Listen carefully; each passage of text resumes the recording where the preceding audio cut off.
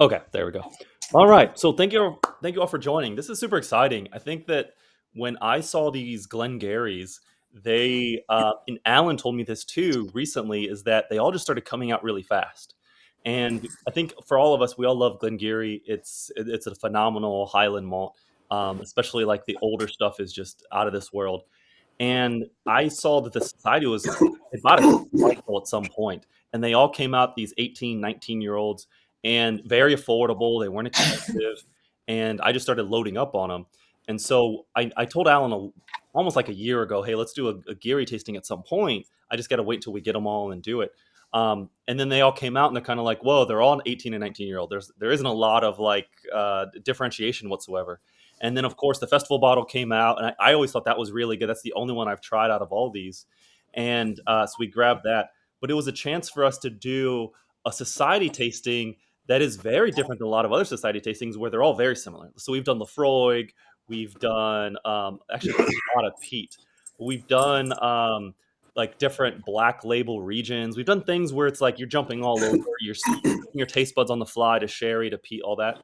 This is literally where all the profiles are pretty similar. I mean, the colors are different in terms of like the SMWS profiles, but they all really are very similar at the surface level in terms of profile.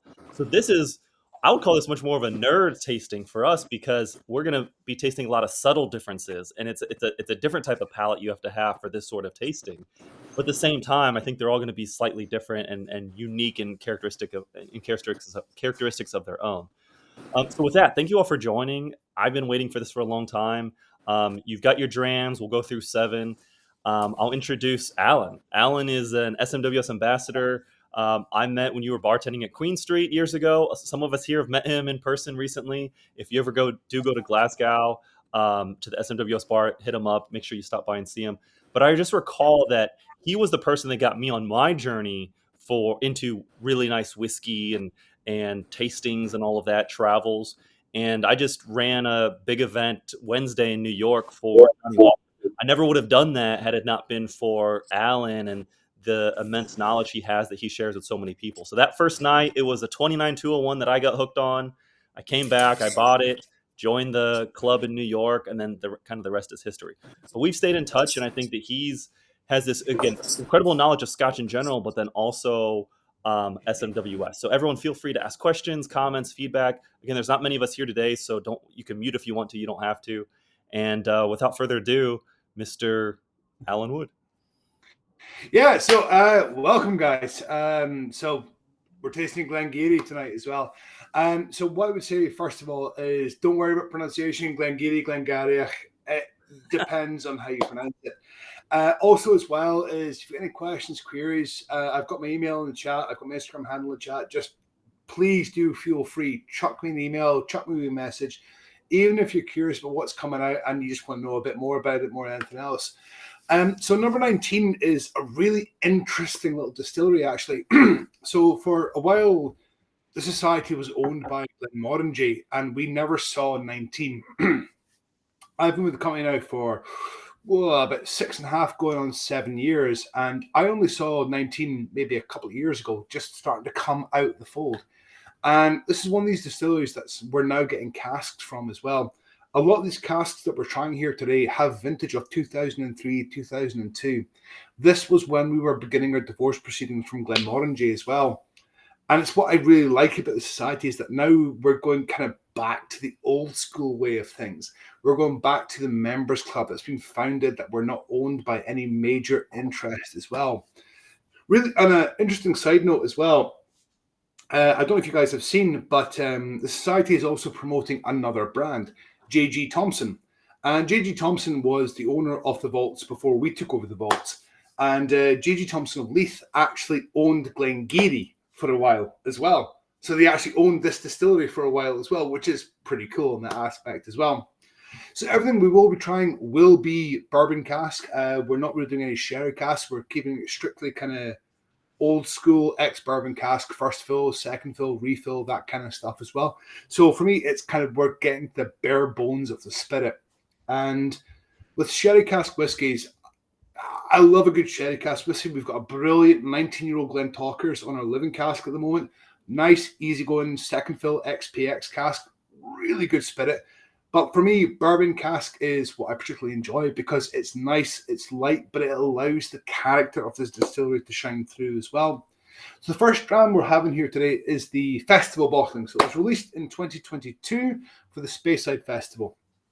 The Society has always maintained a really kind of strong presence at Fishila, and we've always had a presence at Fishila as well.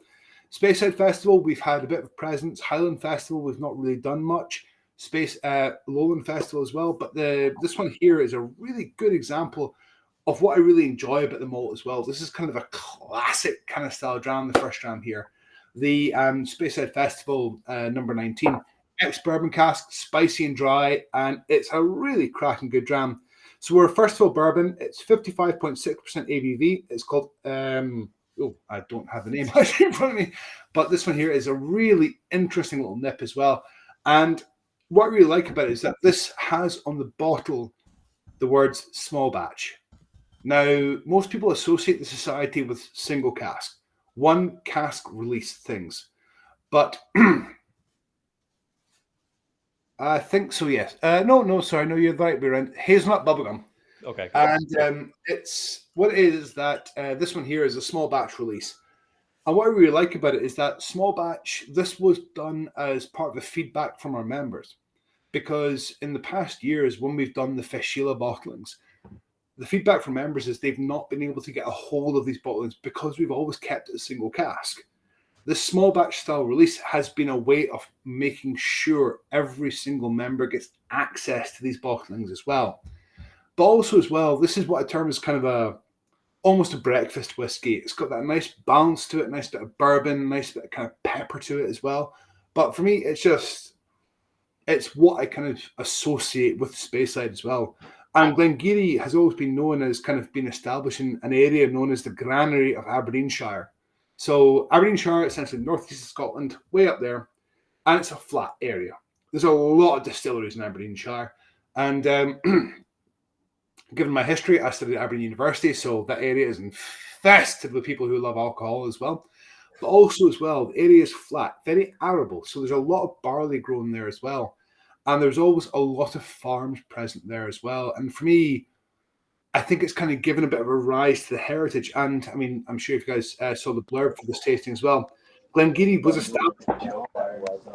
Ready? Glen Geeeeery was established in 1797 as well. So it's old. There's a lot of heritage to it as well. What I really like about it is that they kind of market themselves as being established in 1797, but this is before the 1644 first taxation of Scottish whisky, before 1823 the license of distillation has being brought into act as well. So it kind of gives a bit of kind of sort of marketing and a bit of kind of sort of whiskey kind of we Scots have always been distilling prohibition style kind of thing as well. And on the first sip, it's got that bit of heat to it as well, and it's got that nice kind of warming aspect.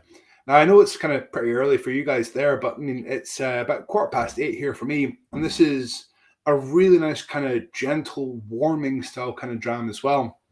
And it's got that nice kind of, puts a bit of fire back in the belly, but also as well, 19 is one of these great wee distilleries, Glen Geeeeery, that a lot of people don't really know about because they kind of do bourbon and they do bourbon cask very well.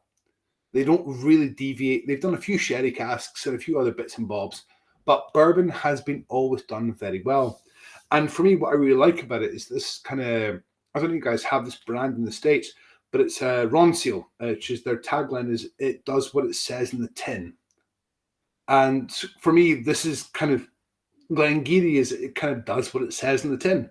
It's bourbon, it's Speyside, it's a little bit spicy, a little bit fruity as well, but it also gets that nice kind of sort of spice to it as well. What I will do as well is I'll let you guys in a wee secret as well that I actually learned quite recently. If you ever watch a whiskey podcast,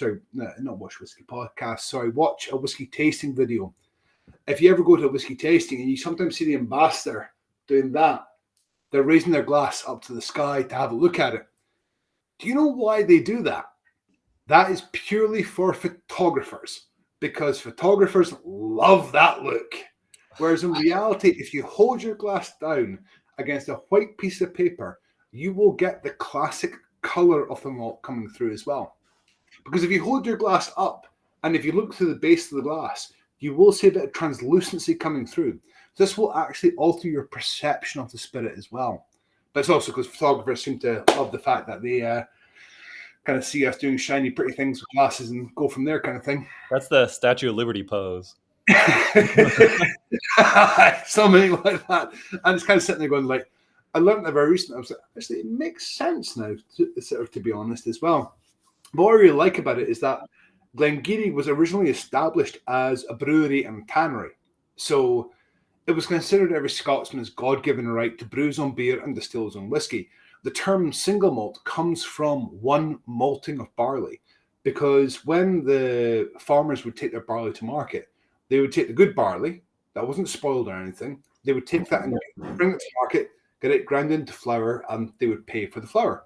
Whereas the barley that was a bit off and maybe a bit moldy and a bit kind of, we don't really want to look at that, they would turn that into beer, they would turn that into whiskey. And this is where the notion that every Scotsman has his God-given right to brew his own beer and distill his own whiskey as well. I mean, we're not going to get into the prohibition side of things, but that's pretty much where it stems from as well. This one here for me is one of these really interesting malts, because when I first got introduced to whiskey, I got introduced to whiskey by Lafroig quarter cask. And if you've ever had Lafroig, I tend to describe Lafroig as kind of TCP, Germline, and paint stripper all kind of chucked into a bottle and just shooken up. So for me, I shouldn't by rights like this malt because it's not my flavor profile. However, this is a nice, light, easygoing, little bit of spice to it, but a nice kind of sort of gentle kind of style malt as well. And for me, it's a kind of gateway into the world of Speyside. But also as well, this malt is a gateway, dram number one especially, is a gateway into the world of cask strength whiskey. Because some people associate cask strength whiskey with that big, big alcohol hit. And for me, this one here, it's got a bit of punch to it. To use a Scots expression, it's got a bit of yaldy to it. It's got a bit of kind of sort of punch in the chops. But it's not got that kind of heavy alcohol, new makey spirit kind of style as well. I mean, I don't know if you guys are you guys enjoying it? Have you? Do you not like it? I love this. I think we said it's a breakfast. What did you say? It's a breakfast whiskey. Breakfast whiskey. You know what's really what I don't get any fruit. It's really like barley centric. I don't get any fruit whatsoever, which is very interesting and very unique. So it's got that wonderful kind of almost sort of new makey, a little bit of gristiness to it as well. But also as well, this is first fill bourbon cask, and this is what I find quite interesting with this malt as well, because bourbon casks tend to sort of deliver a chemical compound into the whiskey known as isoamyl acetate. So with oak, you have European oak and you have American oak. European oak gives you more lignans, tannins, gallic acids. That's why your sherry casks, you tend to feel them here. Whereas your bourbon casks have higher concentrations of vanillins and a chemical compound known as isoamyl acetate. This is where you get your candied notes from, your sort of candied pears, candied apples. But Glen Geeeeery have a much more rapid style distillation. So it produces a bit more of a harsher malt. So this is what I quite like about it, because they only have 2 wash stills and 2 spirit stills. Their annual production is about 1 million litres per annum. So you have that kind of, they're very small batch more than anything else. And also as well, they produce vintage as well. They don't do years, they do vintage instead, which is what's quite interesting from us as well. But like I said, I mean, it's interesting for us as well, because Glen Geeeeery, it's one of these distilleries we didn't see from a lot of time. And the Glen Geeeeery distillery, number 19, we've not really seen anything else from around that neck of the woods. Number 18, for example, Inchgarrow, we've seen that before, but that's only, again, just come out since we left LVMH as well. So we're getting a lot of these kind of underground distilleries coming out to play as well. And what I would encourage you guys as well is, as we progress through these drams here, they're all roughly the same age, but I would say don't finish your glass. We're not in Freshers Week. We're not in, well, the US equivalent of Freshers Week, I would guess. But, I would say please do feel free. Go back, sample the glasses, play around with the whiskey as well. Add some water to it, because my mum, wonderful lady, but also as well, she always said to me, never play with your food. But what she didn't mention was the drink. You add as much or as little water as you like to this kind of stuff as well.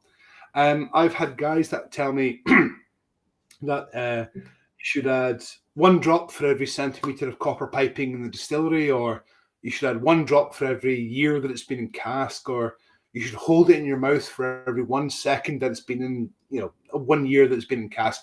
No, this is your spirit. This is not my spirit at the end of the day. So you guys drink it how you like it. However, I will put a small caveat in, and I apologize for the guys that have been in one of my tastings before. If I catch anyone mixing this with Coke or Diet Coke, I will probably run out of the room screaming like a lunatic. But also as well is that at the end of the day, this one here, like I said, it's got that nice almond mixture. It's got that wonderful bit of spiciness to it. It's got that wonderful kind of almost little bit of fire to it as well. And for me, it's got that really nice, got that kind of proper hefty spirit style as well. And it's got that really kind of almost a little bit of balance to it as well. But also as well, just as quotation that's just been popped in the chat as well.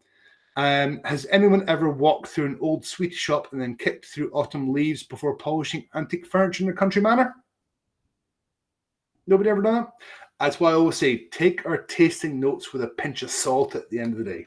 They are not gospel truth. It's why I always refer to our stuff as kind of either talking juice or fighting juice at the end of the day, because no two people can agree more than anything else. What does everybody else think? I think this is delicious.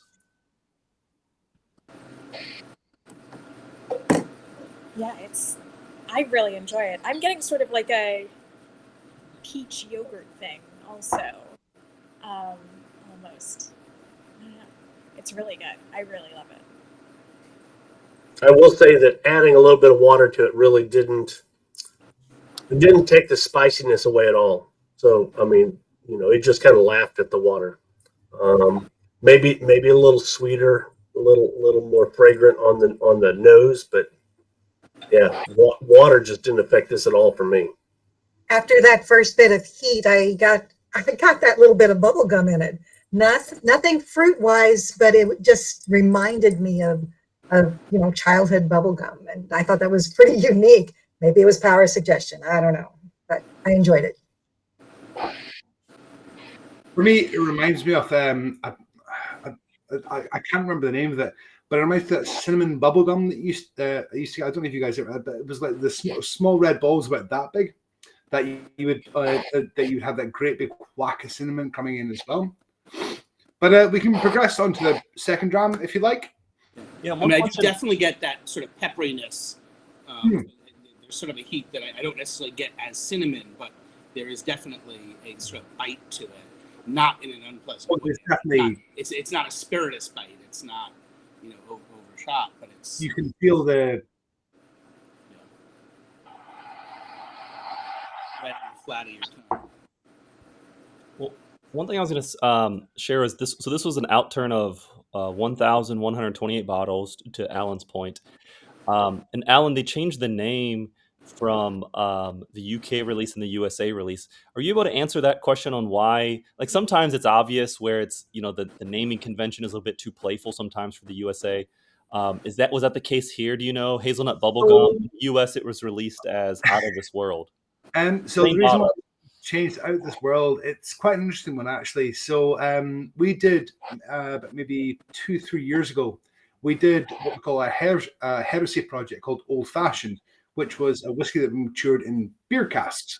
We had to change. We couldn't actually release that whiskey in the States due to, I think it's advertising laws.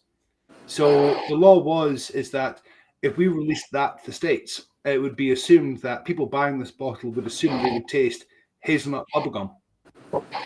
So we had to change the name to Out of This World because just to avoid being sued by anybody going, this doesn't taste like hazelnut bubblegum, what are you selling to us kind of thing, more than anything else. Isn't that every bottle you have? I think the TDB has become much stricter on putting things that are edible, that's on the label but not in it.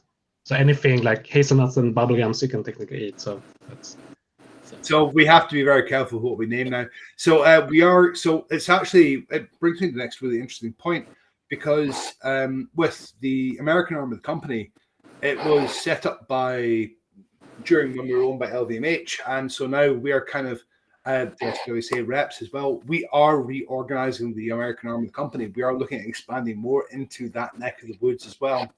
And for me, what makes it really interesting is that it's an area for growth that we are looking into as well, and it really makes it quite interesting as well. And it's also as well naming. So we did a whiskey. It was a Crofton Ghee, I think, 122. And somebody, for some reason, it got past our tasting panel, which is guys who decide the names, and it had been called Baby Yoda. And we got a letter from Disney going, you cannot release a whiskey called Baby Yoda, because it was just before The Mandalorian got released. So we had all the stock delivered to the venues, and we had to pull everything back and relabel it as well. So we had to kind of sort of, do a very swift and very fast readjustment more than anything else. Also as well is that we are adapting as well as much as we can. But the reason why the name was changed is literally because it's a naming thing more than anything else. Is that the American market is a very different set of procedures more than anything else. So I think that answers the question a bit around about fashion more than anything else. But the next drum is 1959. We're back to single cast now, so we're not small batch. A lot of people get worried when we say small batch because we're diverging away from the society nature of things of doing single cast. The whole reason we did the small batch was a lot of members fed back to us saying they couldn't get this release from the Speyside Festival because it just sold out like that. And a lot of our festival releases sell out quickly. So we did the small batch as a way of kind of, because we are now answerable to our members, because we are listed publicly.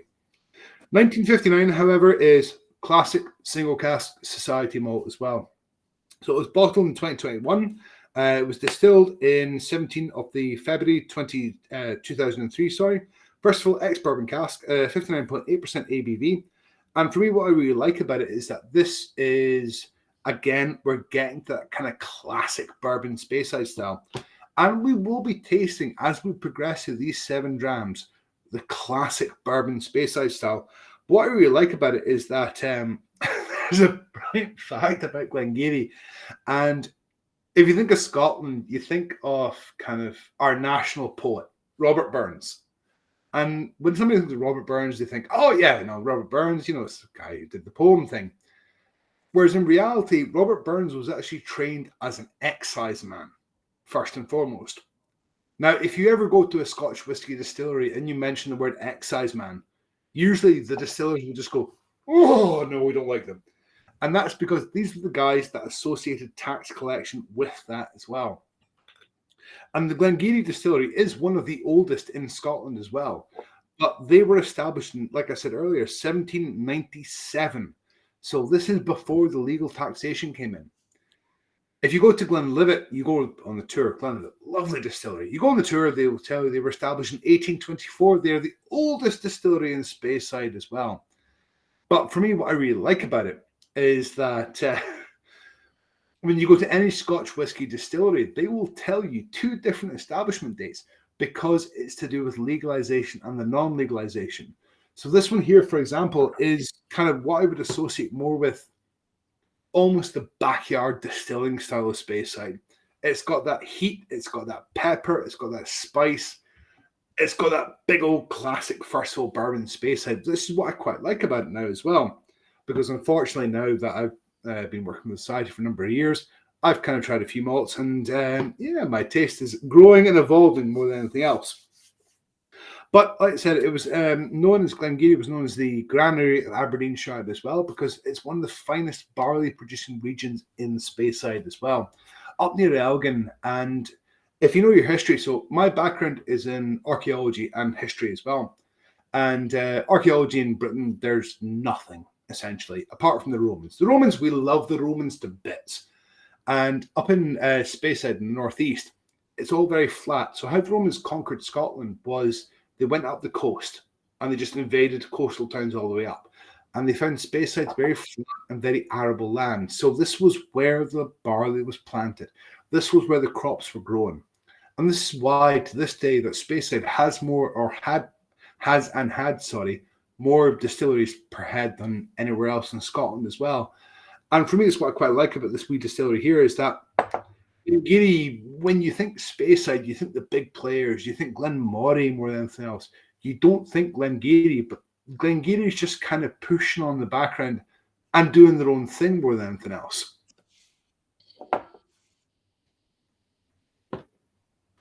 But also as well is that it's got this is a bit of heat to it as well. And at 59.8%, it's got a bit of spice, a bit of bite to it. And what I really like about it is that even if you compare this back to the first dram, the festival dram, at 55.6% ABV, you can still get that kind of continuation of style more than anything else. And some of the reasons why I like these kind of tastings where everything's the same cask. So you are getting the style of the spirit coming through rather than the cask influencing the style of spirit. Because sometimes, for example, Society Glendronachs are always done in bourbon casks. Therefore, if you were to walk into a shop and buy a Glendronach just off the shelf, it would be a sherry cask. So you would lose that kind of almost spiritiness that the Glendronach has. And for me, it tastes like it's one of these things. It reminds me. My past experience is I used to work I used to run a cigar shop many years ago, and for me, it kind of tastes like sort of El Rey del Mundo cigars, kind of peppery, a little bit of sort of tobacco note to it as well, a little bit of heat to it.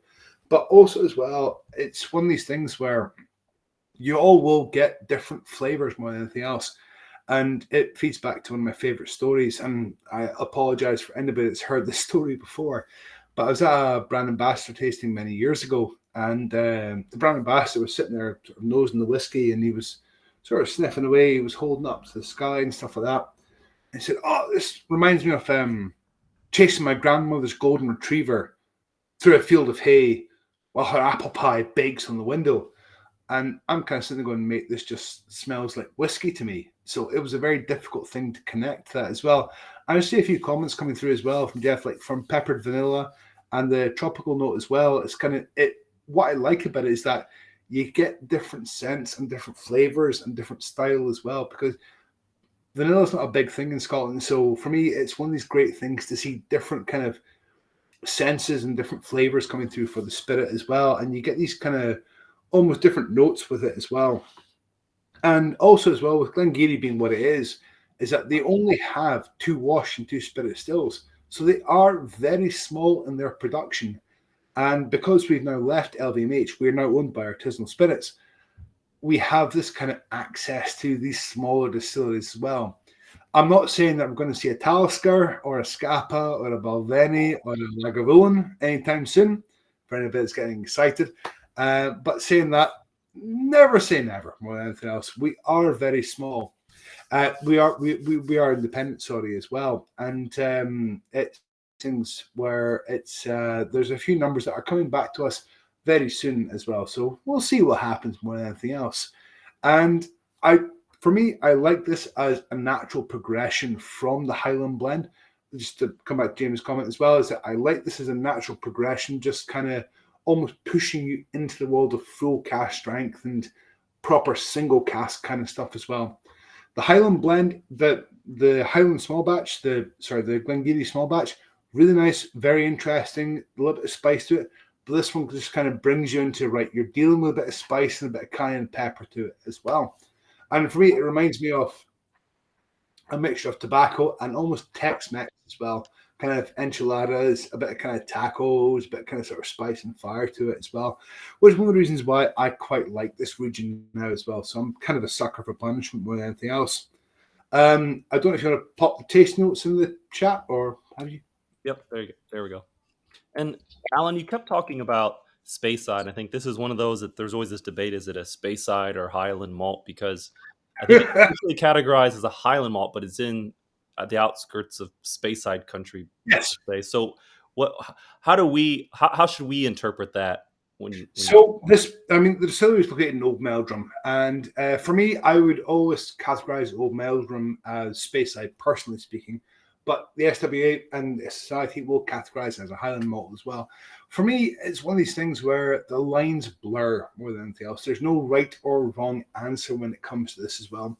So the SWA, the Scotch Malt Whisky Association, categorizes Scotland as having 5 regions: Lowland, Highland, Speyside, Islay, and Campbeltown.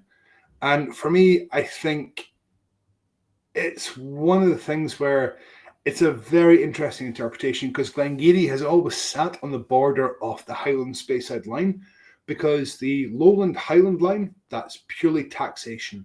There's no regionality difference between it. It's purely taxation at the end of the day, because the Lowlanders were always considered more amicable towards the Westminster government, whereas the Highlanders were considered more savages. It's the same with Speyside and Highland as well. Speysiders were always given better tax rates than the Highland distilleries more than anything else. And it's one of the things where the region has changed for many years. The best example is Glengoyne for the Lowland Highland divide, and also Ardmore as well for the Speyside Highland divide as well. So there is that the lines have always moved.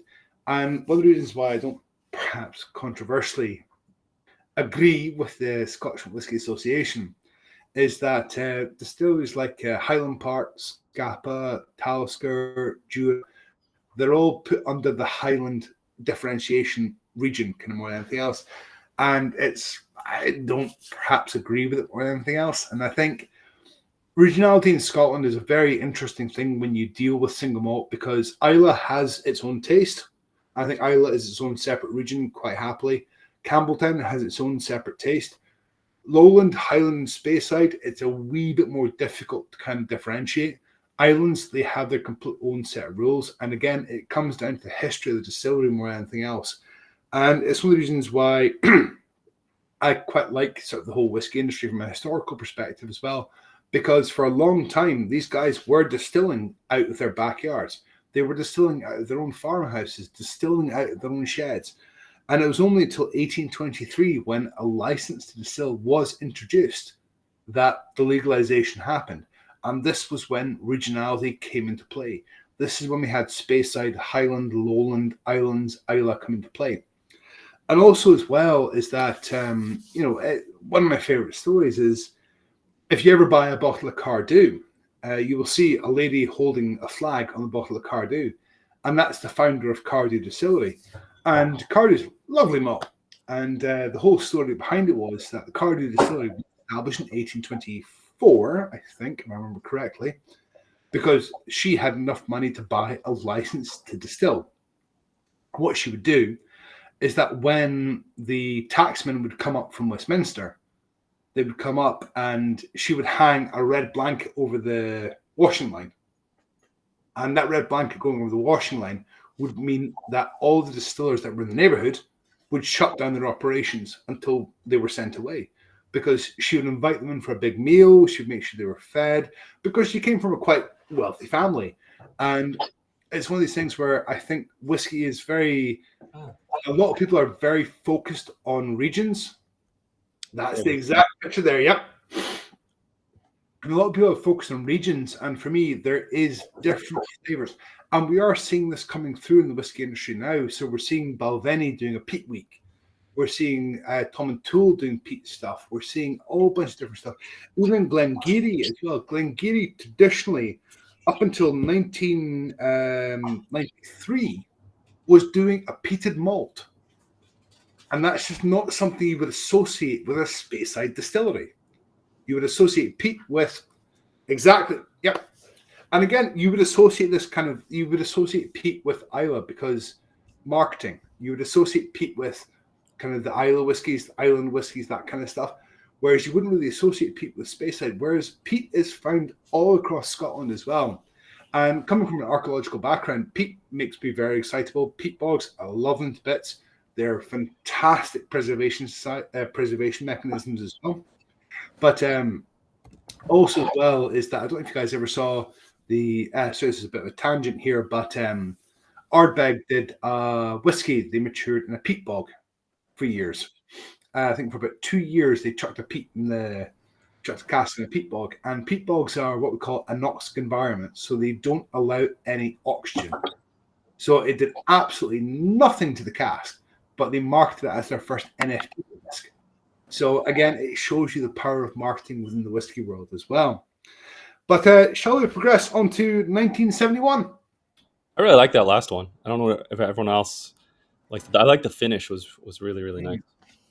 I think I actually do lean towards the batch a little more than the 59, but they're just different a little bit. I like the pepperiness on the 55. And the other thing that's really interesting about these are all UK bottles. They all are. They're very affordable. They were all about $100, $120 a bottle. They weren't much at all. It was kind of like you see it on the list either online or in the shop, and you're like, these are significantly underpriced for what they are. And I think they've gone up now. There's a black label that just came out of 19. It's literally a 19-year-old. Is that right? It's literally the same thing, but it's now jumped like 50 pounds. It's about 125 pounds, if I remember correctly, as well. Black label. Oh, I thought you said black label is over 150. Well, that's the confusing part now, is that they changed the game on us, because last month we did a black label that was 125 pounds. Are any of these still available, or are they all sold out?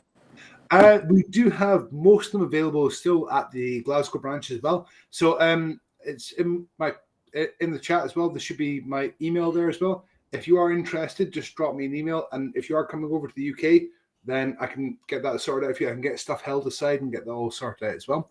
But also as well is that if there's any stock of Glasgow that you're interested in, just let me know, ask me. I can go hunting with anything else as well. But this year is 1973, and again, it's what I quite like about it is that the previous one was bottled in, this is 1971, sorry, I believe. Yes, fantastic. Sorry, losing track of myself there. 230 bottles bottled in 2002. Mad Wax and Fruity Load. Now, our names are decided by our tasting panel, and our tasting panel is comprised of a variety of people. Now, I happen to know who came up with this name. This name was decided by Angus McCrae. So we have a few other whiskies that have Mad Wax or Mad Max in the name, and he's a particular fan of those foods as well. But also as well, this one has that thick, kind of heavy, waxy note to it as well.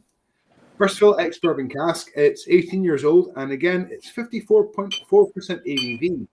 This is what I find really interesting about the society. The previous bottling was 59.8% ABV. Same age. So that means the casks are maturing at different rates. And this is what I find quite interesting about the society. This is what I quite like about the society as well. Different spirits will mature at different rates, and more than anything. So you will get these different kind of styles, different flavors, different tastes coming through at the end of the day as well. Because when we purchase a cask, we don't buy the cask outright. We will sometimes have either what's known as a promise to fill, or we will have casks that will sit in bond in a different warehouse, and we will take them and mature them in our warehouse as well. And there's a particularly kind of fun fact about Glen Geeeeery, actually. So in 1968, production was suspended because there was a shortage of water. They couldn't figure out, because the spring they pulled from was dead. They had to pull somebody up from England, and he came out and had a look at it. And in 1972, they reopened again, and they found a spring, and it was called Silent Spring. So this is why Glen Geeeeery has that kind of almost real underground, kind of not really much talked about attitude, because they've not put out a lot more than anything else at the end of the day. But also as well is that we're now buying casks from them. And for me, that's what's really great about the society, is that we're seeing things coming out of the woodworks. We're seeing things kind of almost kind of sort of, ghost distilleries coming back to us more than anything else.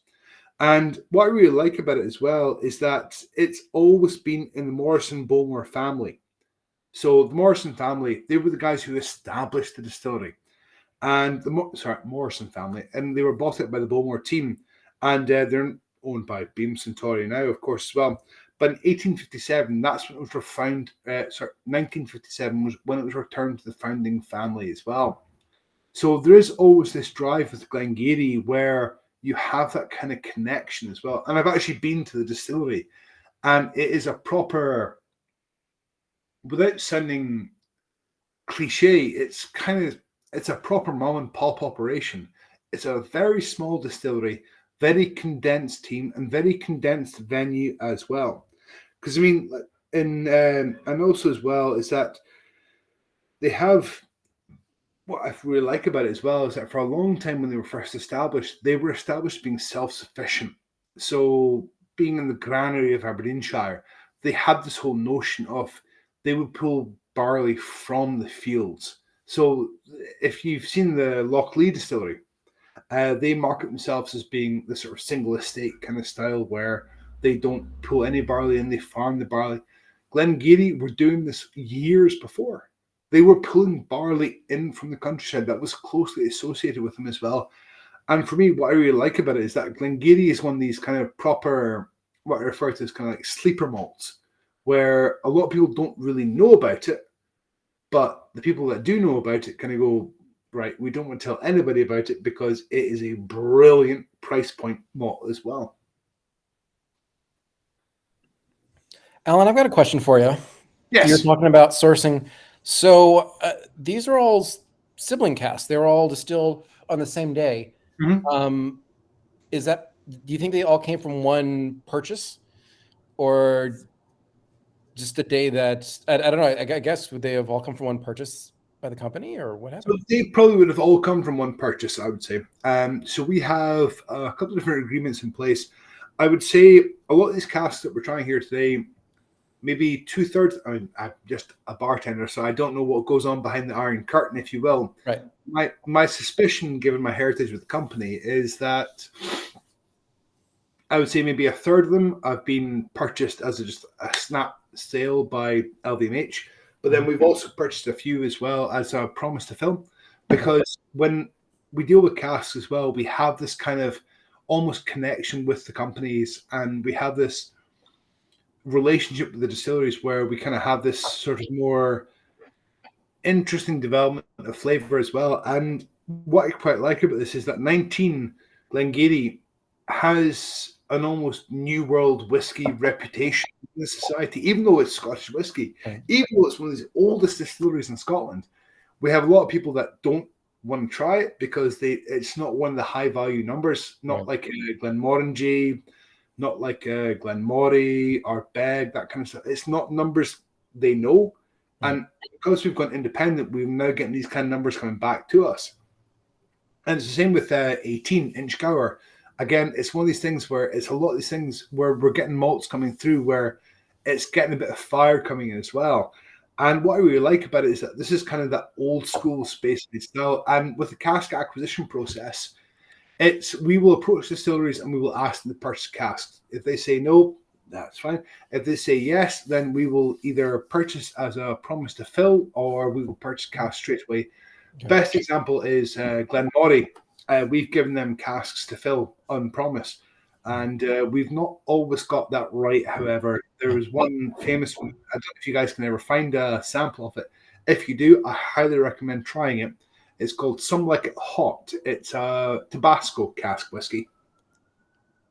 Okay. Wouldn't recommend it. It's interesting. What I really like about this is the fact that because we are who we are now getting some distillers coming back to see us that have that kind of. They were reluctant to come play with us now that we're part of LVMH, but now that we're independent, we have this kind of almost sort of reputation in the industry, which is they don't really know what we're going to do next kind of thing, which is what makes it really interesting.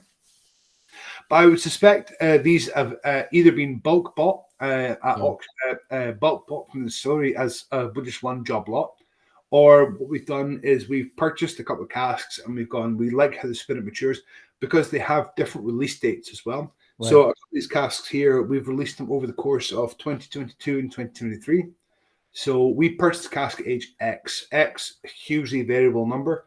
So we've purchased it at certain ages and then we've taken it to our warehouse. So the 1959, 1971, 1973, and 76, I believe, and 84 were all purchased in 2022, I think. Whereas 88 was purchased in 2023. So again, we don't always conform to the kind of sort of norm of that as well. Okay. In addition to that as well, like tonight we are trying the casks sequentially, but there is a different kind of release kind of sort of schedule for them as well, because 88 was released as part of our kind of winter solstice project as well. But I'll get on to that when we touch on that as well. That's the one that just came in. That was hot off the press. Mm-hmm. I would definitely indeed. I'm glad, Michael, you brought that up, because Alan and I both forgot to mention that these were all distilled on the same day, except for the first and last. We don't know for sure, unless Alan, you pulled those notes up, but we assume they probably were distilled on the first one. I don't know, because it's a small batch, so it's going to be a kind of culmination of different casks that we pulled together. And that was a trial project we did to answer members' sort of questions and desires more than anything else. The last one, again, I don't quite know for certain, but if anybody does want to know distillation dates or anything, I can go delving into places I shouldn't look and try and get you a concrete answer more than anything else. So does that mean that sort of everything between 1959 and 1984 at least was all part of that same parcel, or are those just random other dates that happen to have been slotted in? I would assume it's all part from the same parcel, but at the same time, it might not be, because we do purchase casks at different ages. So there might be some casks that we've. So I'm aware I'm giving a very politician answer here. I don't mean all those that we're tasting. I mean, there are 26 casks between 26 releases between 1959 and 1984. So would those all have been also distilled on the same date, or is it that you just happen to, these are the ones that happen to have been slotted in that were? These would be all distilled on the same date, but it would have depended on our date of purchase. So when we purchase the cask, we take ownership of the cask. So when we take ownership of the cask leaves the Glen Geeeeery warehouse and comes to our warehouse as well. So there will be different degrees of different days of purchase more than anything else. So these different ones could have been purchased maybe days, weeks, months in between each other as well. So there's a varying aspect to that as well. And that for me is what makes it really quite interesting. My personal opinion is that these whiskies here haven't spent all their life in the Glen Geeeeery dunnage. So we've purchased them at different stages and we've taken them away and kind of sort of bottled them as well. And that for me is what makes it really kind of sort of unique in that aspect as well. So, but Alan, another way to ask that question, I like Josh's question. Are like this 1971? Is that stamped? Not real stamp, but is that stamped when it's purchased or when it's bottled? When does it become 19.71? So that gets stamped when it's bottled. So I think the vintage, it's so 1702 2020. 2003, that was when it was bottled. Oh no, sorry, that was when it was distilled. Sorry, I think Whiskey Base doesn't have. Do you have the bottle there? Yeah. So it should say on the final line of the bottle when it was bottled. Not on the bottle. No, not on the bottle. No. But do you know, for example, 19.79, say just arbitrarily, one that we don't have here, was that also distilled on the same day? Is that another? Did you buy a whole like 30 sister casks, or is it just that these happen to be sister casks from among what you bought? I would say it might be looking at sister casks. At the moment, I don't really know. So, to be perfectly honest, I don't know the precise answer to the question. But at the same time, a lot of these 19 casks that have been coming through, in my personal opinion, we have that kind of, I think we've bought a bunch of casks from the Glen Geeeeery distillery that we've matured and finished ourselves. And we're doing a different ex-bourbon cask release date as well. So for me, it's a little bit interesting more than anything else. And Josh, like I'm not a pro at this, but Olaf and I have done this exercise before with different distilleries. I think your thought is correct. I think it's correct where you're going with it. You might see a 30-year, for example, that's 1978 mixed in there that isn't part of that whole parcel. We saw it before. I think Teeninic and the 59s, we've seen that before. So there is some like aberration sometimes, but you just don't know because a lot of the cast numbers sometimes don't even come to light. Like nobody sees it. Nobody puts on a whiskey base because it went to like one random country and nobody ever like posted it. We've seen a lot of that happen over there, but I don't know what I'm talking about. This is just what we've witnessed. That may or may not be true, but we've seen that with other numbers too. Well, again, there is. We're kind of sorting through a lot of our back office problems at the moment where we are reorganizing our records. And we are trying to kind of sort of, so I think you guys had a Bowmore that was released exclusively for the US market that we never got. And it's one of these things where the cask release schedule for the SMWS is one of these wonderful things where these guys here, the Glen Geeeeeries especially, we are having some wonderfully interesting first fill ex-bourbon casks, refill ex-bourbons, but most of them, if not all of them, are first fill ex-bourbon casks, but they're purchased at different sort of different parts of their life more than anything else. And we're having these different kind of styles of distillation as well. But at the same time, with Glen Geeeeery especially, is that you have these different runs of spirit coming off the still. And if I can just push everybody on to 1973, I think. Yeah. I don't know if anybody had any thoughts on that last one, though, Alan. I sent the tasting notes, but here's what it says on the bottle, which is different. It says, some of you are going to laugh, a total gem of a cask, stunningly waxy, oily in texture, fatty, and full of different shades of fruits, herbs, and sweetness. Old school class. I don't know if anybody else agrees with that or disagrees with that, but that's what it says on the bottle, which is slightly different than the tasting notes that I sent. I got the waxiness part of that, but I think because of that, it kind of toned down the fruit notes and the sweetness. So I actually like the other one better.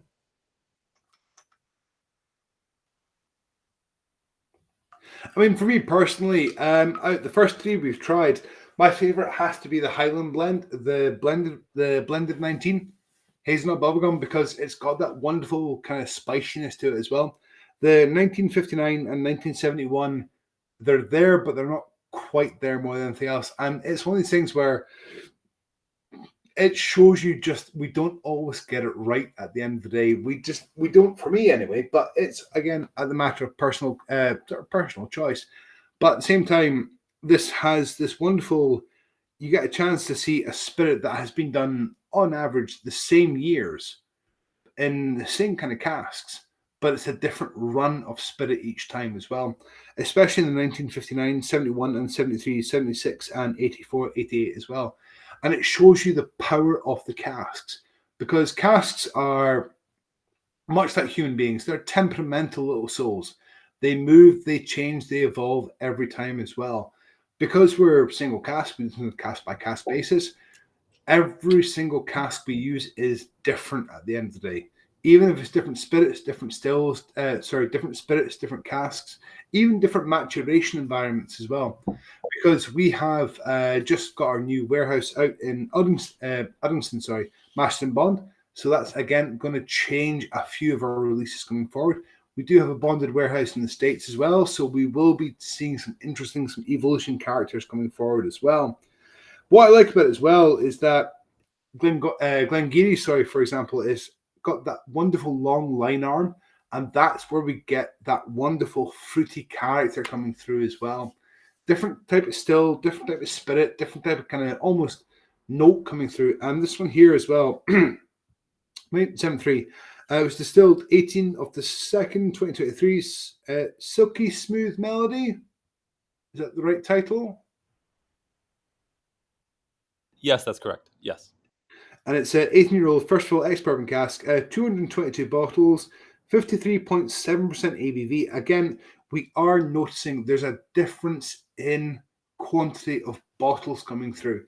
So again, this shows you there is a different style of cask coming through. This is where the society comes into its fore, where you're talking about wood management.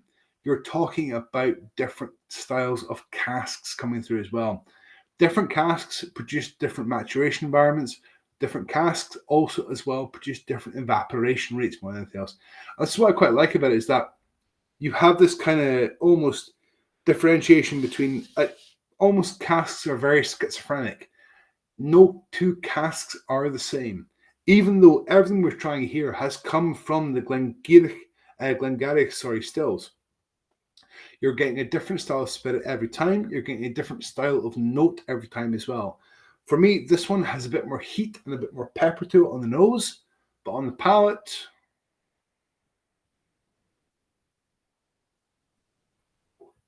you have that kind of almost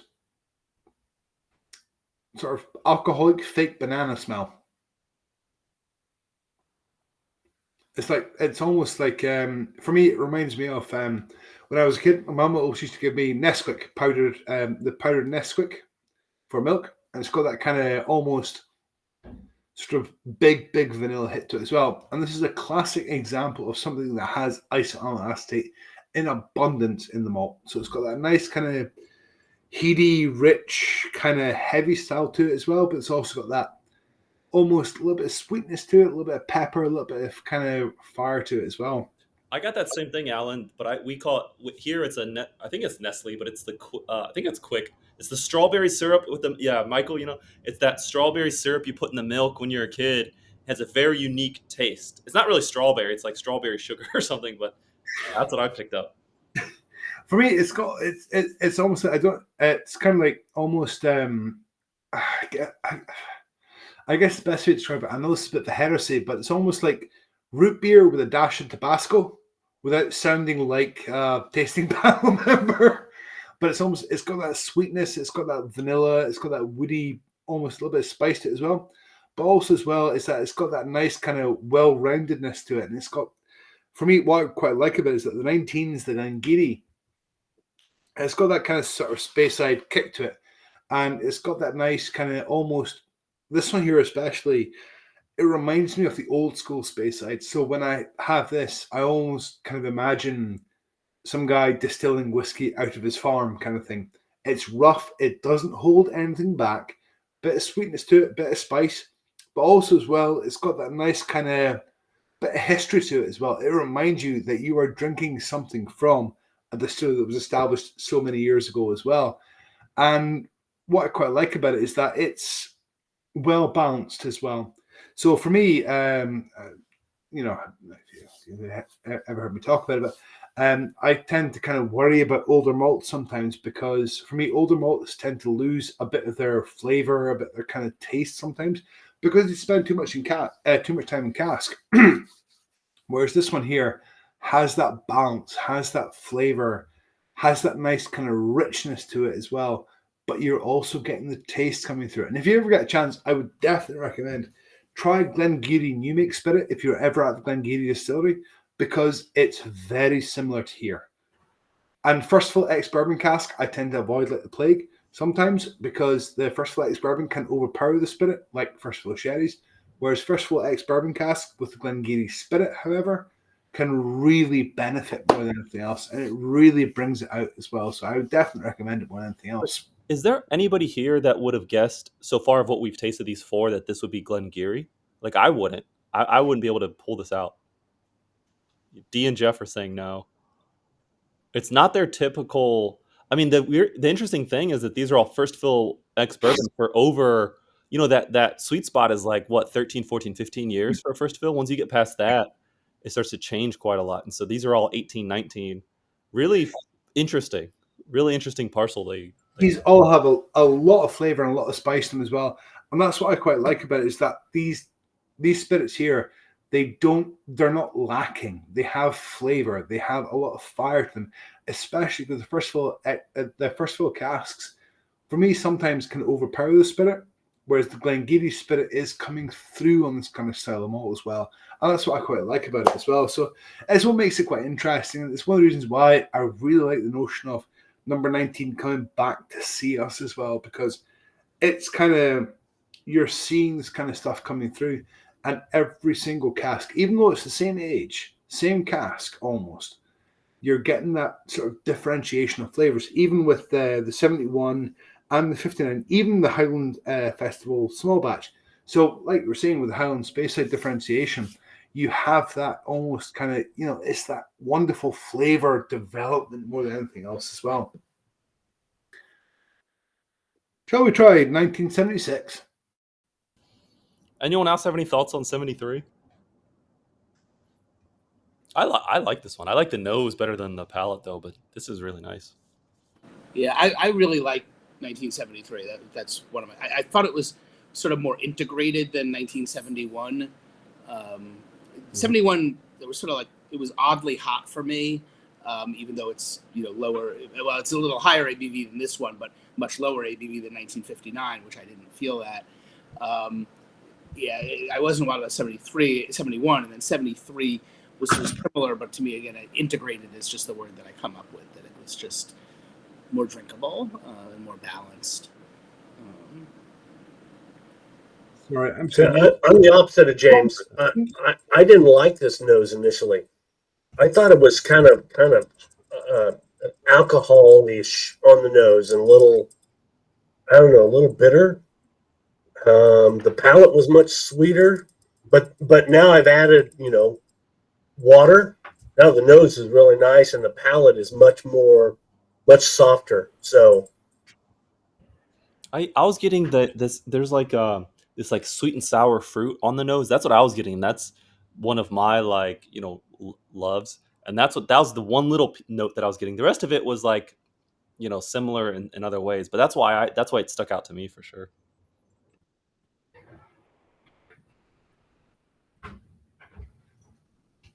1973. So Alan, he probably went to the bathroom. Just so everybody knows, in terms of the numbers or the number of bottles in the outturn going from start to finish, I don't know how many casks were in the first one, so I won't even go there. But it was 202 for the 59 to 230 to 222 to 205. So roughly about right.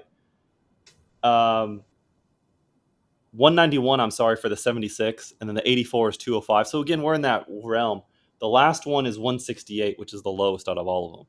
So again, I think the casks were very similar, but what Alan was talking about was true. They're all, I mean, subtle differences in terms of 12 bottles here, 20 bottles there, a big sway. But the last bottle we'll taste is a big gap of missing bottles, which is only interesting because these are all the same parcel. So that makes it really interesting, Alan. I was just sharing the numbers of bottles per expression, and they're all pretty much in the same ballpark, give or take, except for the last one we'll get to. But this 1976 that we're on is 191 bottles. I mean, that's what I quite like about it as well, is that I remember there was Cragganmore that was released, 37.93, I think. A 26-year-old Cragganmore, and we had about 43 bottles from the cask. And we were told it was a leaky cask. It was first of all ex-bourbon cask. In reality, somebody had spilled some on the floor. So for me, what I like about it is that these different casks have different styles of maturation more than anything else. And it's one of the reasons why I think 19 is especially very interesting at the moment for us as a society, because we've not done we've not done sherry cask, we've not done wine cask, we've not done rum cask. And it's why at the venues, we will often see kind of sort of, if you go down the venues, you will see the living casks, the whiskey that sort of sits on the bar, and you will see these kind of sort of whiskies maturing away. And that's why I'm really keen to put a 19 into one of those, just to see how it matures. Because at the end of the day, I'm curious about these kind of things, because everything we've done from 19, the Glen Geeeeery, has always been first of all ex-bourbon cask, has always matured a certain way. Whereas if we take it out of this natural environment, what happens to it? Because 19, for me, Glen Geeeeery has this kind of wonderful sort of light, sort of fluffy, almost vanilla, isomalt acetate, bit of pepper, bit of spice to it as well. But you have that kind of classic Speyside style. And when you think with sort of classic Speyside, you often think kind of Glenmorangie, Glenmoray, that kind of stuff, kind of nice, kind of a little bit of pepper, a little bit of spice. Whereas Glen Geeeeery is something that's often overlooked because they don't do a lot. But you have some really interesting releases from them more than anything else. This one was distilled on the 17th of the 2nd, 2003, much like the other, the previous one, still on the same date as well. 19 years old, it was first of all ex-bourbon cask, 52.3% ABV. And what I really like about it is that's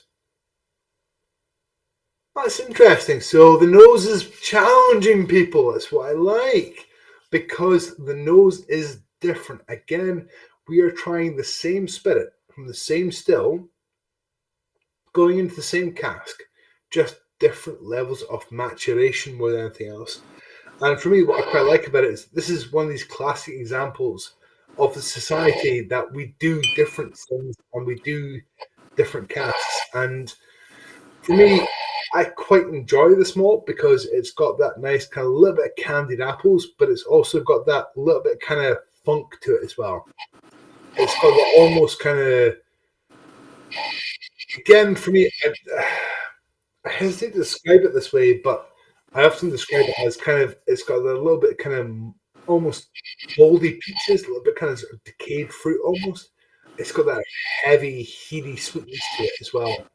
But on the palate, you get that pepper, you get that spice coming through as well. Yeah, this one I really didn't like the first time I tasted it, or at least liked it significantly less the first time I tasted it. Serena liked it a lot the first time she tasted it. But there is definitely something a little musty on it, but it definitely also grew on me over time. And there's like a piece left. I mean, we've just about finished the sample, whereas we've got well over half left for the others because we keep sort of going back to it and debating it. This for me has that kind of tasting ahead. This has that really nice kind of sort of big, fusty, kind of heavy note to it as well. And it's got that kind of little bit of interesting note to it, but also as well, for me, I think it's got that wonderful kind of first fill ex-vanilla note to it as well, but it's also got a little bit of something, and it's a horrible sales perspective as well, because we often like to kind of go, oh, this is, we should be recommending this left, right, and center. I should be able to tell you, oh, this is the best whiskey you've ever had, but this is something I cannot put my finger on, because it has something I like. I just don't know what it is that I like more than anything else. Yeah, it's definitely grown on me because, again, I really didn't like it my first time. But it's grown on me. There is Serena said, fresh apple note, which I'm getting also. But I'm getting this sort of minerality and sort of a lichen-y note, like lichen on rock. It's a little bit of funk, must, something, but it's grown on me. For me, it's kind of like it's almost like sort of rye bread with a wee bit of kind of almost cured meats on top that's not being done just right. Yeah, a little bit of like gaminess, sort of damaged gaminess, kind of. Hamish, what do you think? And of course, if anyone else is looking at me going, what's he talking about? I don't even know what he's talking about. Please do feel free to say, to be honest. Oh yeah, no, I'm a whack job. That's fine.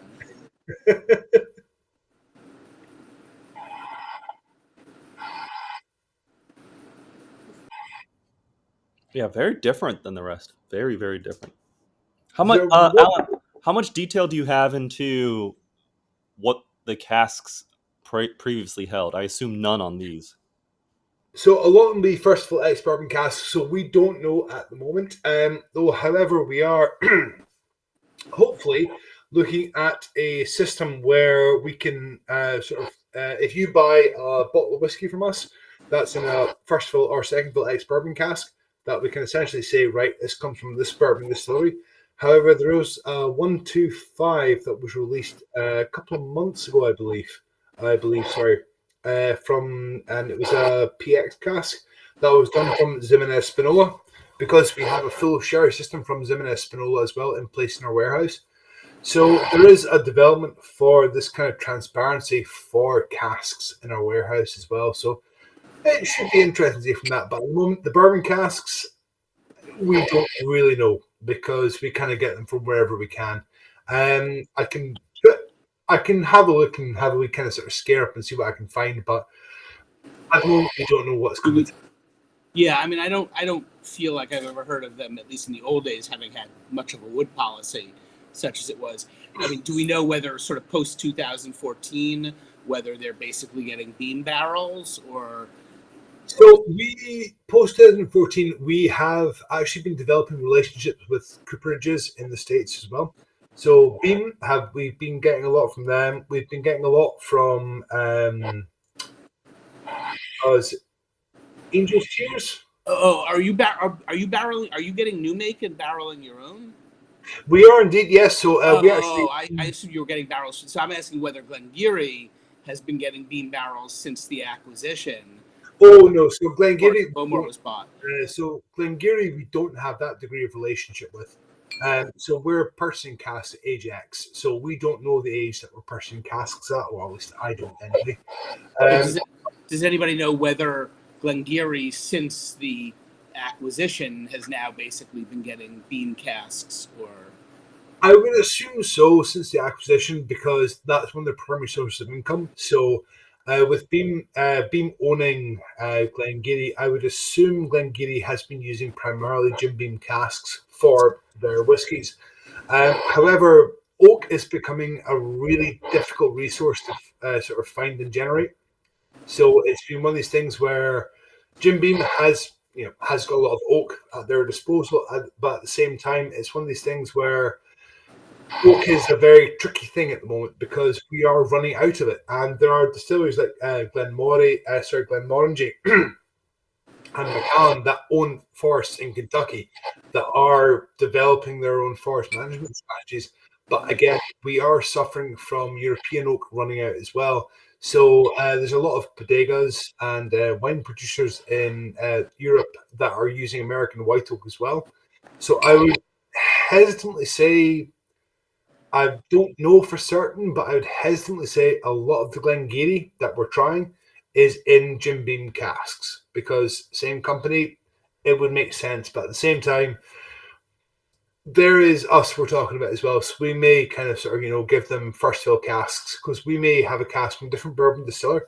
And again, this is why I quite like the society, is that because we're independent, which we do have a relationship with a couple of different coopers across America, is that we have relationships with different bourbon distilleries, Haven Hill, MGS, for example, as well, that we will go to and get bourbon from. We might take one of our casks from there and go to the Glen Geeeeery distillery and have it on a promise to fill there as well. Unfortunately, I don't have access to that kind of information in the society database, unfortunately. See, Alan, you should come to the Bourbon Trail here, and you can stop by and see Jeff and Dee and all this other stuff. Oh, do not tempt me. I am looking at plane tickets right now. As far as I'm concerned, I'm looking at plane tickets right now. We have a guest room that we Lend out often. lend out often. People come to town. So Well, I'm looking at doing a cigar tasting in Dakota on June the 22nd here as well, so it should be good fun. And cigar smoking in the UK is not really good fun, but I'm hoping to put a few bourbons, a few ryes, and a few other sort of surprises in there as well. So it should be good fun indeed. So I seem to have missed what was the next one that we're trying?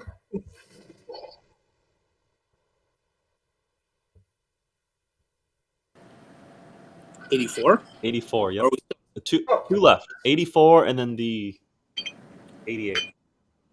To me, '84 is like, in some sense, the least distinctive, but it's just really easy drinking.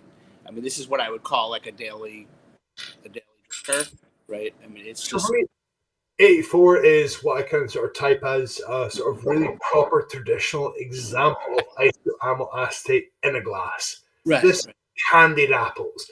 This is proper kind of starburst, kind of fruit, kind of opal fruits, candy in a glass. And this is what I quite like from Spacehead as well. But at the same time, it does have a bit of a kick to it as well. It's under the apple tree as well. And again, bottled in 2022, it's got that kind of almost a little bit of kind of pipe to it as well. And it's got that kind of sort of almost, for me, a little bit of bite to it, a little bit kind of sort of pepperiness to it. But again, you have that. For me, it reminds me of I was smoking Cohiba Maduro years ago, and had Starburst in my mouth as well, and it has that kind of almost a little bit of richness, gaminess, a little bit of kind of almost actiness, but not smokiness. What did you say? You're eating Starburst and smoking a cigar? Yep. Is that what you said? Yep. I didn't hear it right. I was like, wait. Misspent youth, but for me, what it was is that it's kind of, it has that kind of almost heaviness. That's that rich kind of almost cured tobacco style coming through as well. That's what I like about the Glen Geeeeery malt, is that Glen Geeeeery itself is very linear in what they do. They do bourbon and they do peat occasionally. They do occasionally a few other bits and bobs as well. but they do it very well. And for a distillery their size, they have an amazing production thing as well. And there's a myth in Scotland, which I particularly enjoy, actually, as well, which is, if you ever come to Scotland, one of the things you never, ever do is go hiking on the moors at night. You never do it. Because the myth goes is that, if you go hiking on the moors at night, you see fires and you walk into the realm of the fairy folk. And basically what it is that, sorry, that's a superstition, is that if you go towards the fire, you fall into the fire and you drink and party till the rest of the time as well. And what I find really interesting here is that distilleries like Glen Geeeeery that were established before the taxation of malts, you would get tax agents coming up from England going, right, you owe us money. And you walk up to somebody in the Glen Geeeeery distillery, and if they're not legal, going, you owe us tax. 9 times out of 10, they're going to tell you, no, we don't owe you tax. We're just going to make you disappear, to be honest. And this was one of the great things about the Scotch whisky distilling industry as well, that there's all these kinds of different stories and different tales associated with it as well. And what I quite like about it is that Glen Geeeeery has this kind of almost connotation in the whiskey industry as well. You have this kind of almost unique aspect and unique standing. And it's one of these things where we've always bottled Glen Geeeeery, but we didn't for a while. And now it's coming back to us. So it's showing that distilleries that have never come back to us that are now coming back to play with us as well, which is great for me, I would say, personally speaking. But how are we finding 19.84?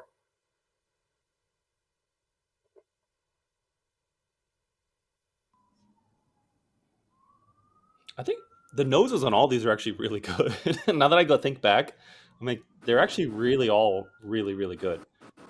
It doesn't remind me of Glen Geeeeery, but they're all like you could just put like a question mark in terms of like what the cask is and all that, Yeah. and they'd all be really enjoyable. And I don't think anyone would ever be unsatisfied. But they're not like Glen Geeeeery. But the noses on these are all not only very different, but they're all very, very nice and have very different qualities compared to the next. Maybe some similarities, like on a base level, but at the same time, they kind of like jut out in different directions. For me, one of the reasons why I like these whiskies here, they're all roughly the same age, and they're all kind of roughly same kind of cask, second fill or first fill cask as well.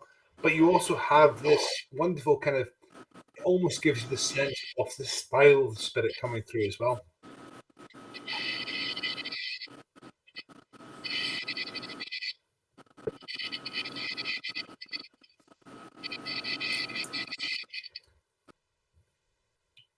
Shall we move on to 1988? Sounds good. I think, can I ask a question, everyone here? I feel like maybe these were in first fill ex bourbon too long almost. What do you say to that? Like, if I say that, would you all disagree or not? I mean, these are 19 years, and in 19 years, you would expect more of the spirit to evolve. But the fact that on the palate, a lot of them have that same kind of like first fill bourbon, spice and vanilla and all that, it's kind of like they're great, but it's kind of like they were in there too long. They should have been re-racked or something else. For me, I would love to have seen some of these re-racked. I mean, perhaps not towing the company line, of course, but I would love to have seen some of these re-racked into HTMCs, into sherries, into rums, into ports. And I think we will see that going forward as well. But also as well is that a lot of these casks here, the Glen Geeeeery spirit itself, the new make is very subtle. Very, very subtle indeed. And the bourbon cask, it allows the spirit to speak for itself. But at the same time, I think there's a wee bit too much sort of bourbon influence coming through as well. So there's a wee bit too much heaviness coming through as well for me. In my humble opinion.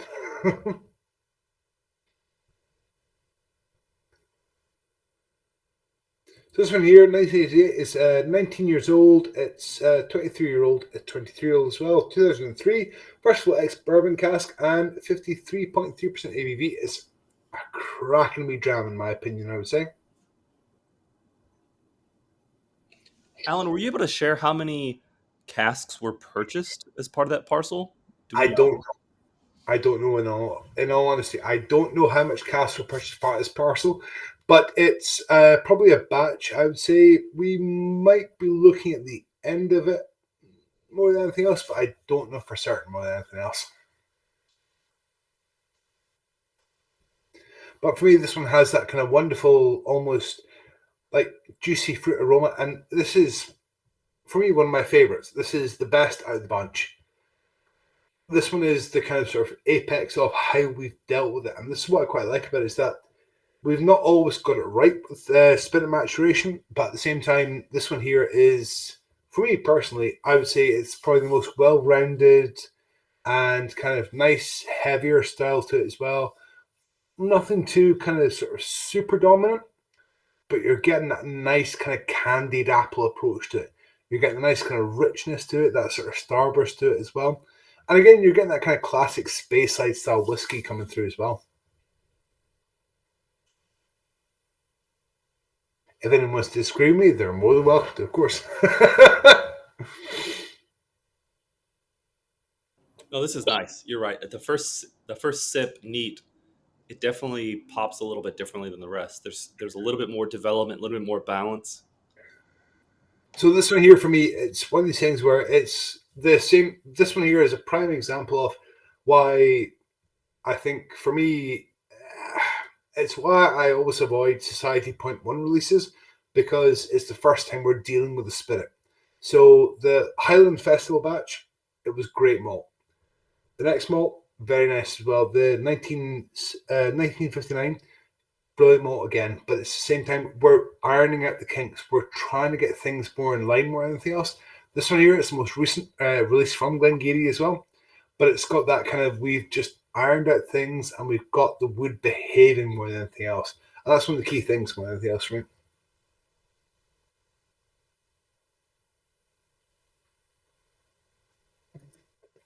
The spiciness for this across the palate is really well balanced. I mean, it's spicy like the others, but it's more peppery than it is an alcohol kind of spice. The heat is very well balanced for me as well, and that's what I quite like about it, that this one here is nice, easy going, not too heavy, but it's very well balanced for what it is more than anything else. And also the age as well. The age, it's it's 19 years old. It spent all of its life in a first full ex-bourbon cask. The bourbon isn't too dominant more than anything else. It's got that nice kind of quintessential Speyside style spice coming through as well, which is what I quite like about it. Confirm this was distilled on the same date as the others. It's not on the bottle, but it was the exact same distillation date.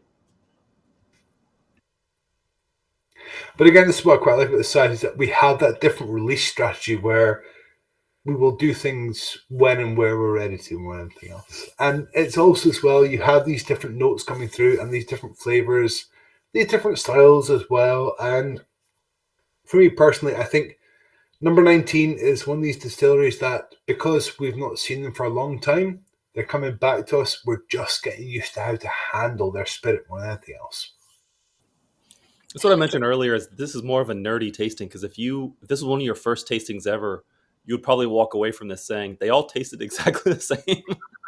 Like, there's no difference. But I'm glad, like a lot of us had, I think everybody here actually have noticed the subtle differences. It's actually amazing when you think about those small differences; they get magnified immensely. Well, that's what I really like about it. It's the fact that this 19, it's all ex-bourbon cask, and also as well going forward, there was a plan originally. It's kind of fallen through now due to COVID. Is that we were supposed to be doing a society distilled malt, where we were talking to Holyrood to do a batch distilled malt and to mature them in 4th or 5th fill ex-bourbon cask, I think. Just a proper tired bourbon cask to show you the power of the still at the end of the day. And for me, what I quite like about it is that number 19 is one of these things where You can come into any of our society bars or partner bars, order two different 19s. Even if they're distilled on the same day, they're still going to be two different styles of spirit. And 19 really exemplifies what we do at the society. And I'm not coming from a sales perspective. I'm coming from a whiskey drinker perspective as well. Is that you have this different style and different flavor inflection coming through as well, because we have this product here that's coming to us in single casks. So each of these spirits here are from one cask worth of spirit, and that for me is why I particularly enjoy the society. Is that we do things on a cask by cask release at the end of the day. So each of these different spirits are different styles and whiskies that have been matured at different strengths and different times as well.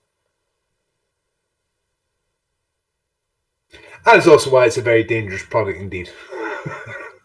Well, I think this is a good time. And one of the things that I think you all hopefully enjoy, that Alan and I are very similar on, is that I think we went to the first 3 drams roughly in about an hour.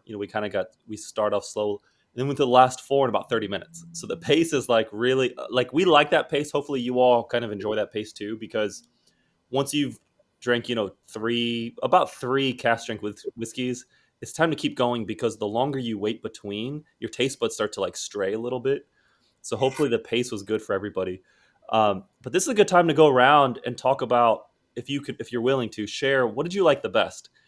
And this is probably the most difficult tasting ever to ask that question. It is really difficult, because they're normally, what did we do last time, Alan? We did Black Label regions. It was very easy. It was if you were a Campbellton person, you already knew what your favorite was. If you were an Isla person, it was easy. This is much more complicated. This is hard science in terms of if you had to pick a favorite, where would you lean to? So if we can, Josh and Serena, special kudos to them for joining on West Coast time.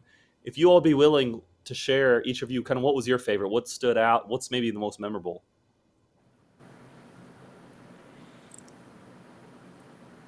They were different ways. I mean, I loved the first one. I loved the last one. They're very different. I like both, and I liked number 4, 1973. I really enjoyed that, because again, it was, to me, it had some of the quirkiness, but it was sort of more integrated than some of the ones that came before it, particularly the one immediately before it. But Serena may have totally different opinions, because she's much smarter and has a better nose than I do. I think I actually have really similar opinions to you, being the last one, and then we went back to the first one at the end of all of the lineup, just to see, because that was previously my favorite, and it still shows really well. Yeah, the festival bottling. But then I probably have to give a shout out to the second one we tasted, 19.59, because to me that was just tropical fruit bomb, which is absolutely what I love. I am a bourbon cask. Oh God, yes. Whore is the word she's looking for. Yes, a bourbon cask whore. Yeah, and I think with 7, I think that 168 count, that wasn't leakiness. Something happened in the warehouse in terms of angel share. There's a real concentration in that. So I don't think it was just literally dripping. I think it was leaking water and focusing its energy in an interesting way. It was just richer than several of the ones that came before it. I would agree with that too. I was looking at the number, and it's there's a story in each cast, and I think there's something there. Okay, so out of the favorites for you two, you mentioned 4 different casks, and that's what I was talking about. This is going to be a very tough question for everybody. There's no easy answer. Yeah, well, and they're they're in different categories. Again, 5 was challenging. The 1976 was challenging, and it grew on me. But in the end, it's not going to be my favorite. 6 was really easy drinking, but there are a lot of easy drinkers out there, right? It wasn't in the end distinctive. the others each had different things to offer. The number 5 was the 76, I believe, right? Yeah, the 76. And that was like, again, I didn't like it at first. It grew on me a lot. I think it's interesting. And maybe if I had a little more, because we're just about out of that, but maybe if I tasted that again over the next couple of days, I think, wow, that's actually like the best of them, which often happens to me with things I don't like the first time around. That's not uncommon for me with tastings. So maybe in the end, that would be my favorite. So if you want to send me another little bottle of those, I can keep trying that one. But I just tried that one again. That might be my favorite now, actually. Like, that one's really good. That's why you all come over and see us in Glasgow. We'll get you sorted out. I've got plenty of balls of that for sale. I've got plenty. There's a lot left of this stuff. So okay, that was that was a very complicated answer. I think they're gonna get even more complicated as we go. Jeff and D. So what was your favorite? What's memorable? How do you decipher the tasting? That's really hard because several of them are really good. Some of them are kind of overspiced, a little too hot for me. I think overall the 19s are much more balanced than the 18s. And I don't think it's an age thing. I just, for whatever reason, those casks, I think, balance better. They still had the spice, but it was well integrated and throughout the, nose, palate, finish, and the blend. I like the blend. The 18s, all of those 18s were good, but I thought they were all a little too hot. Yeah. I like the festival, the first one, but then as we progressed, I'm going to have to go with those last 3. Probably the 1984 first, and then the 88. Yeah. I did like the 76, but those 2 were I think the last one was probably my favorite. There's gonna be 88. There's no unanimous decision on this one. So I think you're onto something with those 19s, though. I agree. I'm not saying like better or worse. They're different. There's like they're different. Yeah. Yeah. The spice was different. And it can't be an extra year. That's like 2. No, it's not the age. Yeah. Guaranteed. It's just coincidence. Mm-hmm. Jeff Anderson, are you with us? Do you want to share what you thought? I know he's here. His video's not on. And no worries if you don't. Okay, so we'll come back to you. Olaf. Yeah, it is, as I say, difficult. I had to step aside a little bit. I missed a little bit at the end, so I have to catch up there. But I'm going back and forth. Like, I think the easiest to drink for me was actually the second one, the 1959. Probably the least complex in the batch as well, but I really, for some reason, enjoyed it. Then I think it's the 73, the fourth one, where I actually didn't like the nose. I liked the nose better on the first 3, but then over time, as I go back to it, I like it like more and more. So, I think that's... I mean, they're all good. I do agree on like the first fill bourbon if they've been a little bit too long. I think as individual they're fine, but I think as a full lineup, like you sort of feel that first fill bourbon influence kind of taking over a little bit too much. But overall, really interesting tasting with like 7 sister cask. I think it's very cool. For me, I would definitely agree with that. It's really interesting because what I really want to see what happens next is if we re-rack. So if we were to do a finishing process, I would love to see a 19 be chucked into a sherry cask, a port cask, a heavy toast medium char cask, just to see what would happen more than anything else. And we do have that facility here at the society now as well.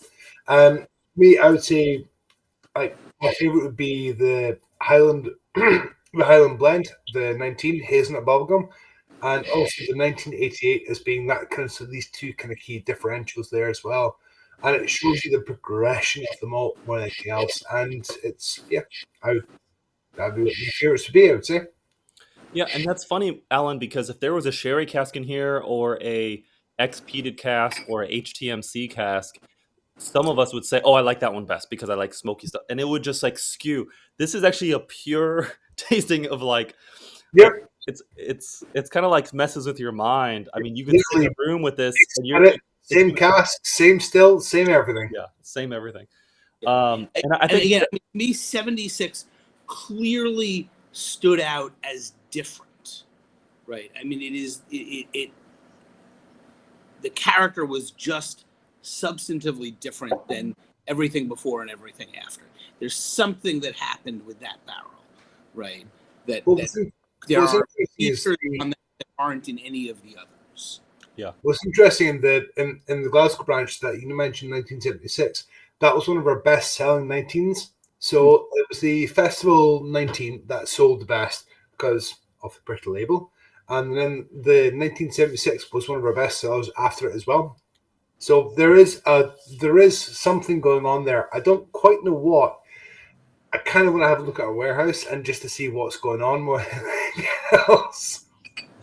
There's a slight sourness, I think, that hits your taste buds that a lot of the other ones don't touch, and I think that excitement in your mouth, I think, because that was my favorite. 1971 actually was kind of like a twist. So those, and they were all really good. But 1976 kind of stands out for sure.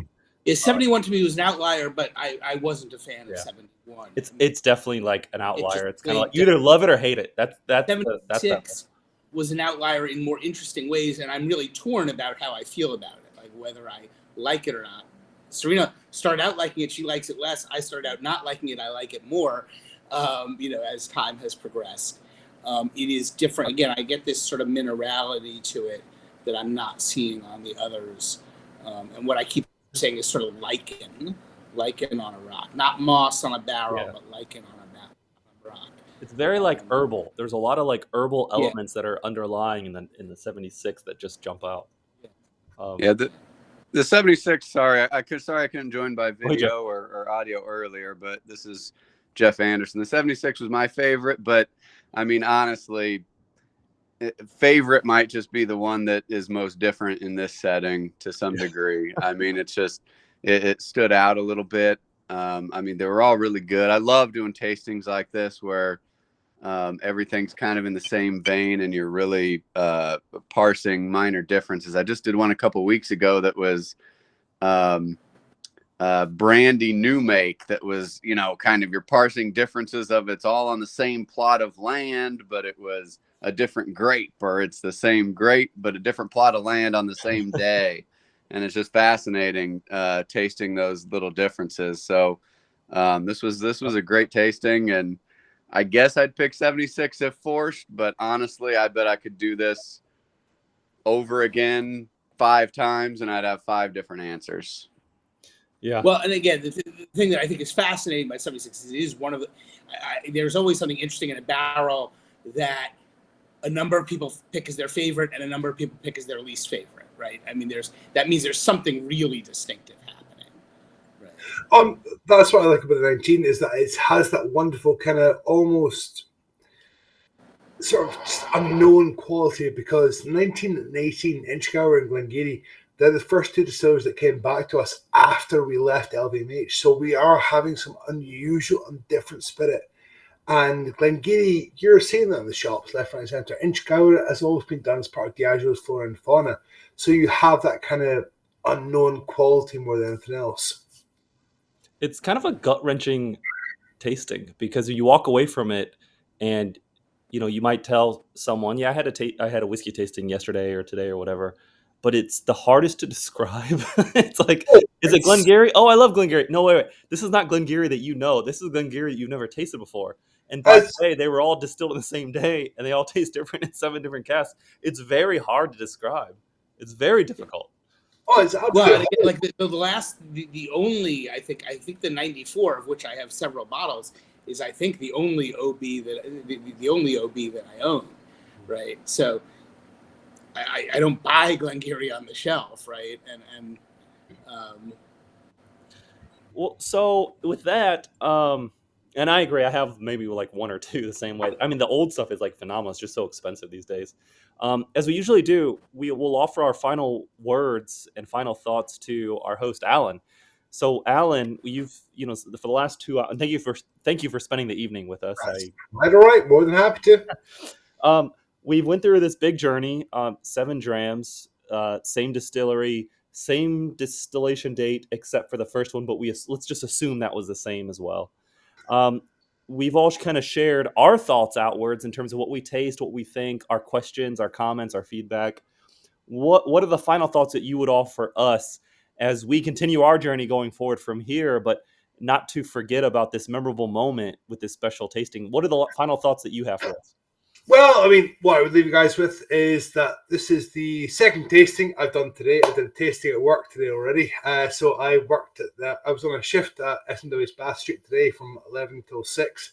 I came on to do a tasting with you guys as well. And for me, one of the reasons why I really love doing this kind of stuff is whenever you guys visit a venue, I don't want you guys walking into a venue going, I don't know anybody. If you guys come to Bath Street and if I'm on shift, as people will say, is that if you recognise a face, it's one of these key things. And Glen Geeeeery is one of these wonderful malts.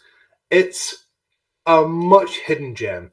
1918, even distillery 82, 84, 85. These kind of distilleries that don't really anybody talks about.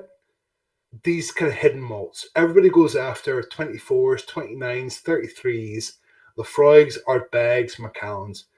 Whereas, for me personally, there's these malts that hide away that nobody pays any attention to.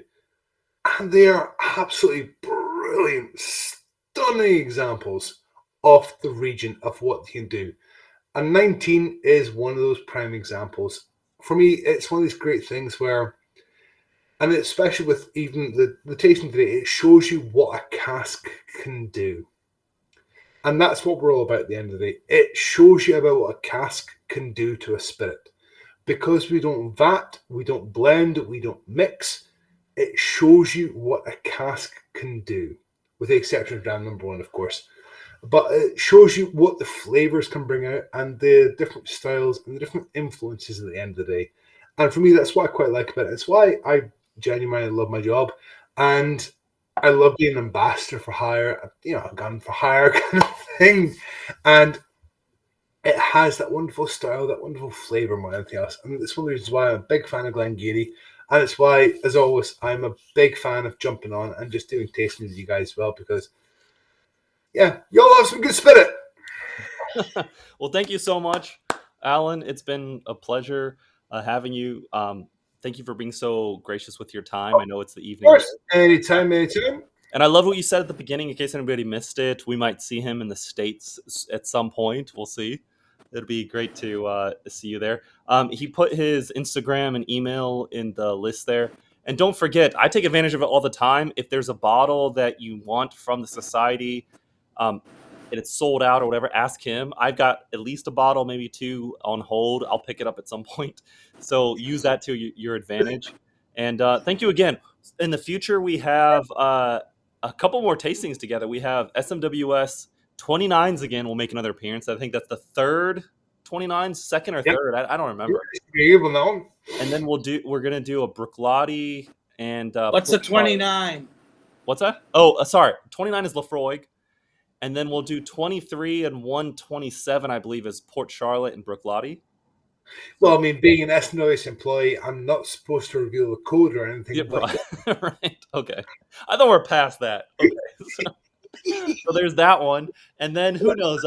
Then Olaf and I talked about doing some what did we talk about? Olaf, it was like the weird labels, the labels that were either screwed up or had some issue with it, or the expressions that are not supposed to be, like the Linkwood peated and crap like that. So we're gonna do that too. So there is, just to give you guys a bit of heads up, what's coming through the pipeline. Again, not I'm supposed to, but give you a wee glimpse behind the curtain, shall we say. There is this month peated Glenfarclas released. There is a 1983 collection being released later this year. So that is going to be bottles that were released hopefully around the 1983 mark. So there's going to be a lot of interesting older stuff coming out. Also, we do have an Ardbeg sitting in the warehouse. I don't know when it's going to be released, but we'll see what happens. But we peek behind the curtain more than anything else. I assume it's for the 40th anniversary that 1983s are coming out. It's probably going to be, yeah, I would expect that to be kicking by that neck of the woods. So we'll see what happens with that, but it should be good fun. I was born in '83, so this was a perfect time. So let's talk. Okay, so I'm gonna stop the recording. The 83s will be like 70 to 90 a bottle. I wish.